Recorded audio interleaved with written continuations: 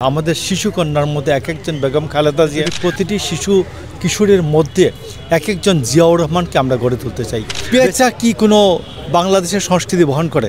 সম্মিলিত সাংস্কৃতিক জোট এবং গ্রুপ থিয়েটার ফেডারেশন, এটা বেসিক্যালি ভারতের অর্থে চলে।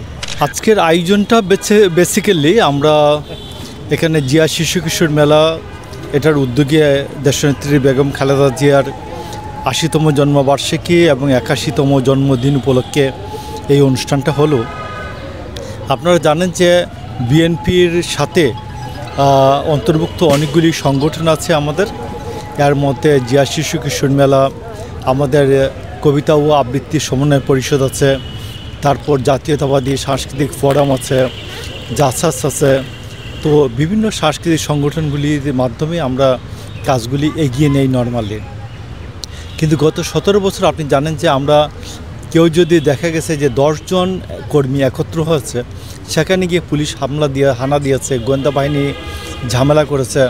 তাই মনে করি আজকে দেশে যে ৫ই আগস্টের পরে, ২৪ সালের ৫ই আগস্টের পরে বাংলাদেশে যে শেখ হাসিনার পতনের মধ্য দিয়ে যে নতুন দিগন্তের উন্মোচন হচ্ছে, নতুন দিগন্তের সূচনা হচ্ছে, এখানে আমরা অবশ্যই বাংলাদেশের মানুষকে সাংস্কৃতিকভাবে এগিয়ে নেওয়ার জন্য এবং বাংলাদেশে একটি সৎ চরিত্র গঠনের জন্য আমরা কাজ করব। এবং বেসিক্যালি একটা বিপ্লবের পাশাপাশি সাংস্কৃতিক বিপ্লবের প্রয়োজন হয়। এই আমাদের যে এই অনুষ্ঠানটা আজকে, এটা আমরা শিশু কিশোরদেরকে নিয়ে আমরা যাতে তাদের চরিত্র গঠন জিয়াউর রহমানের মতো এক একজন সাহসী বীর যোদ্ধা হয়ে ওঠে, দেশনেত্রী বেগম খালেদা জিয়ার মতো একজন লড়াকু মানুষ, যিনি জীবনের পড়ুয়া করেন নাই, তাকে চিকিৎসা করতে দেওয়া হয় নাই, তারপরেও তিনি আপোষ করেন নাই, তার এক হাত অবশ হয়ে গিয়েছে, অচল হয়ে গিয়েছে, তারপরে তিনি আপোষ করেন নাই। আমরা মনে করি প্রতিটি মেয়ের মধ্যে, আমাদের শিশু কন্যার মধ্যে এক একজন বেগম খালেদা জিয়া, আমরা মনে করি প্রতিটি শিশু কিশোরের মধ্যে এক একজন জিয়াউর রহমানকে আমরা গড়ে তুলতে চাই। বেসিক্যালি আজকের যে অনুষ্ঠানটা, এই অনুষ্ঠানটা হচ্ছে আমাদের এই লক্ষ্য অর্জনের জন্যই আমাদের এই অনুষ্ঠানটা। সম্মিলিত সাংস্কৃতিক জোট এবং গ্রুপ থিয়েটার ফেডারেশন, এটা বেসিক্যালি ভারতের অর্থে চলে এবং আধিপত্যবাদের যেহেতুগুলি প্রকল্প আছে বাংলাদেশে, এরা এইগুলো চালায় এখানে। তো এই জন্য আমি আপনাকে মনে করি যে সম্মিলিত সাংস্কৃতিক জোট এবং কবিতা পরিষদ, এগুলি বেসিক্যালি বাংলাদেশ বিরোধী, বাংলাদেশের যে মনন মানসিকতা, এটা যে জাতি গঠনের বিরোধী একটা শক্তি, এটা আধিপত্যবাদের তাবেদার হিসেবে এরা কার্যক্রম চালিয়ে যায়।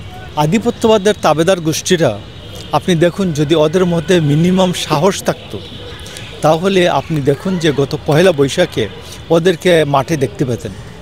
তো এরা বেসিক্যালি যে মূলত ভারতের আধিপত্যবাদের তাবেদার হিসাবে যে চারুকলাভিত্তিক যে কাজগুলি ছিল তাদের, আপনি দেখেন পহেলা বৈশাখ কিন্তু তাদেরকে খুঁজেও পাওয়া যায় নাই, কিন্তু আমাদেরকে এত নির্যাতনের পরেও আমরা হারিয়ে যাই নাই কখনো।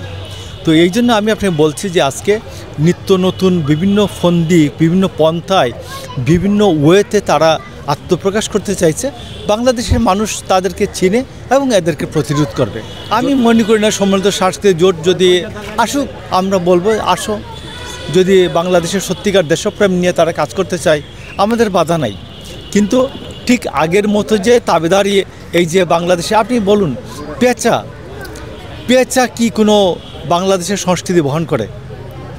তো আপনি এগুলো দেখবেন যে বিভিন্ন মুখোশ যে বানানো হয়েছে, কুকুরের মাথায় টুপি দেওয়া হয়েছে, এইগুলি বাংলাদেশের সংস্কৃতিকে বহন করে না।